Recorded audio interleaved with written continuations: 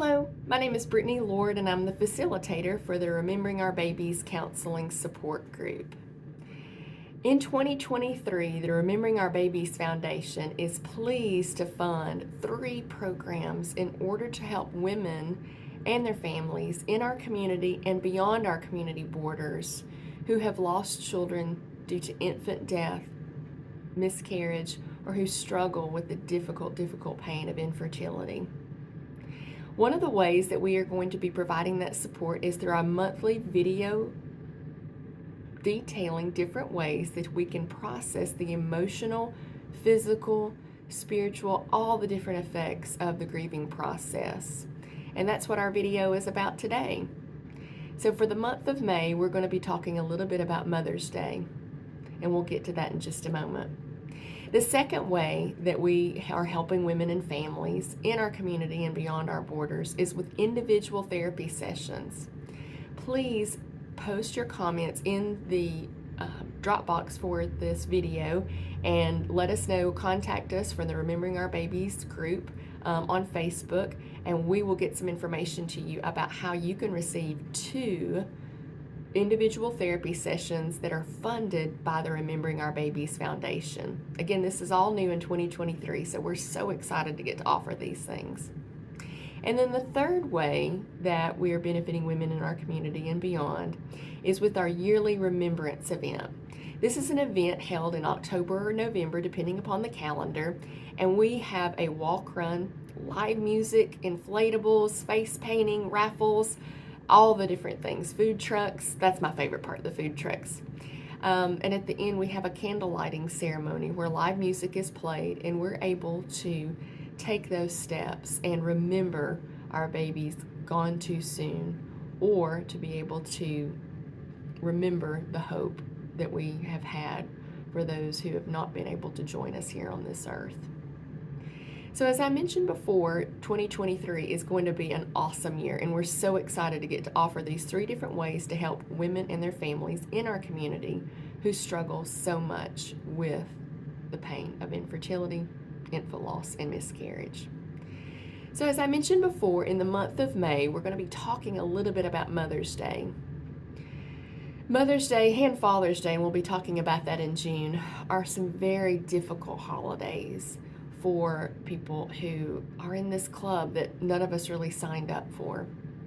You know, maybe you have not had the chance to be pregnant. Maybe you do have some children here on this earth and some children in heaven.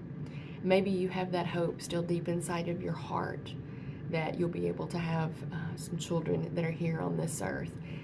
You know, I don't know what Mother's Day looks like for you. You know, maybe you've lost your own mother.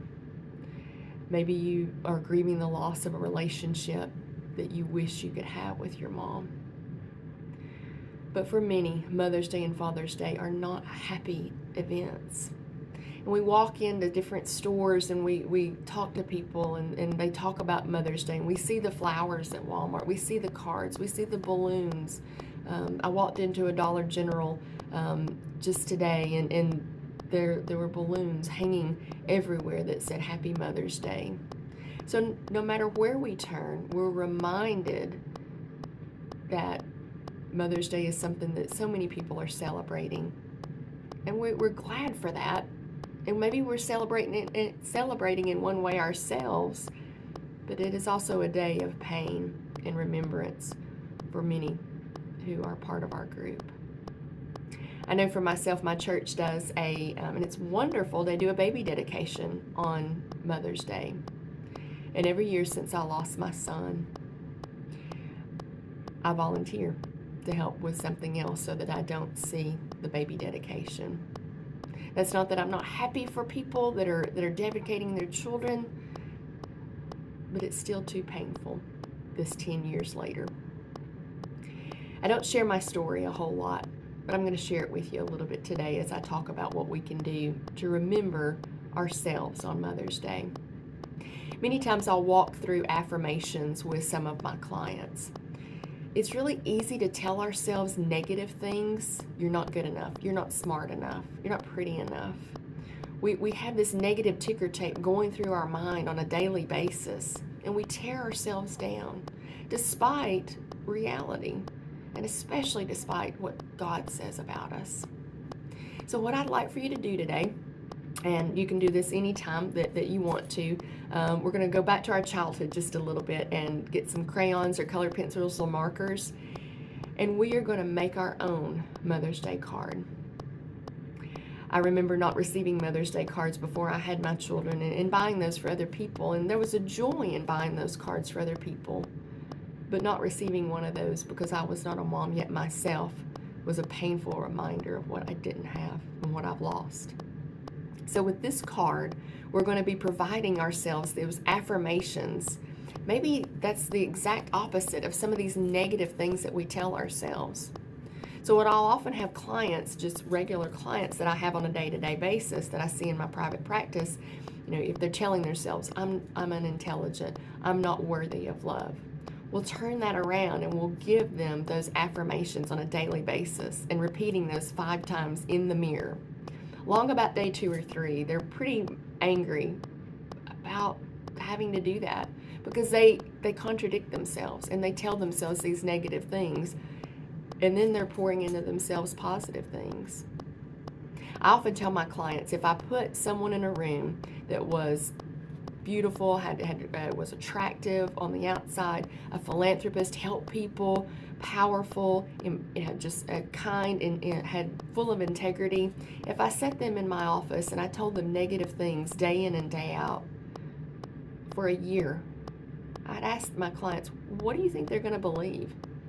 And they always say they're going to believe that negative, regardless of reality and regardless of the truth.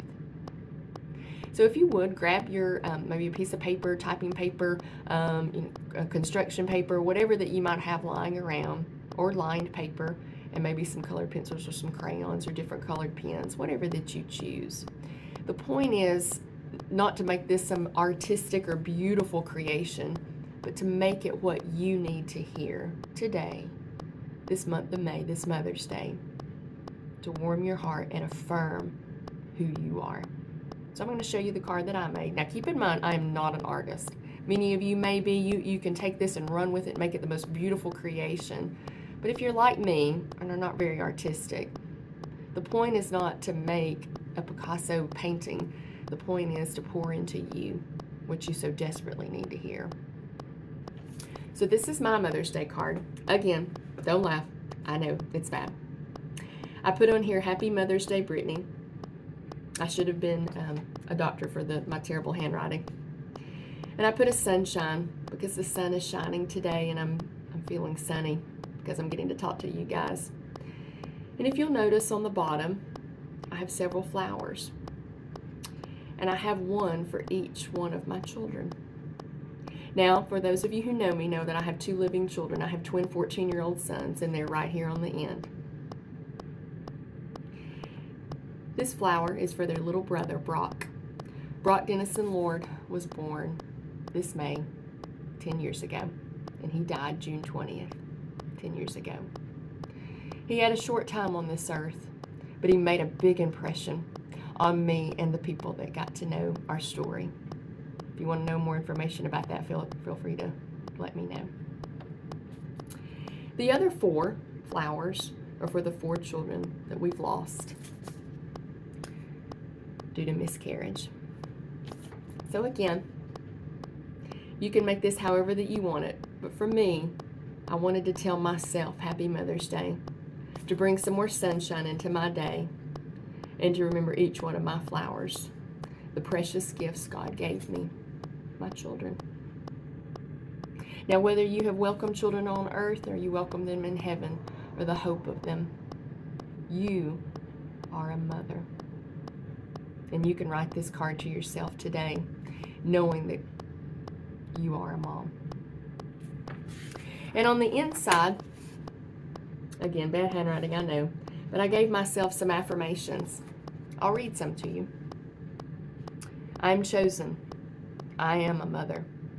I am kind. God sees me. I am beautiful. I am loved. I am cherished. Jesus loves me. I am his treasured possession. I am strong. and I am enough. So wherever Mother's Day finds you this year, whether you're struggling with the loss of miscarriage, infant death, or infertility, or maybe you're mourning the loss of what your relationship with your own mom could have looked like, or maybe this is your first Mother's Day since your mom went to heaven. I want to affirm for you that you are precious. You are a mom, and you are enough. Happy Mother's Day.